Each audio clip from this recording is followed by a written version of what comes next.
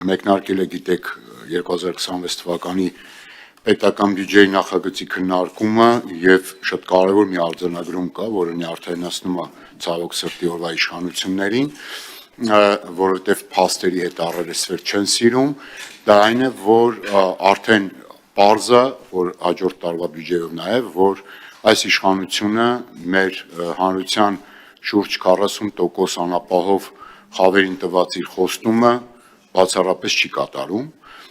եւ դա վերաբերում է կենսաթոշակների բարձրացմանը, վերաբերում է աշխատող աղքատների աշխատավարձի բարձրացմանը եւ ընդհանուր առմամբ նաեւ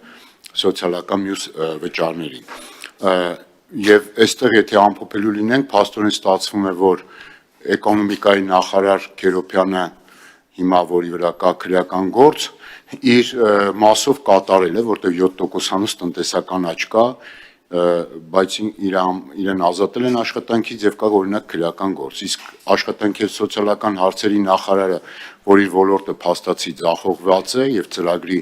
որևէ դրույթ այդ մասով կատարված չի, այդ մարդուն նշանակել են դեսպան Ամերիկայի Միացյալ Նահանգներում։ Սա է ամփոփ պարզ ձևակերպումը այսօրվա իրավիճակի եւ սրա արձանագրումը դեռ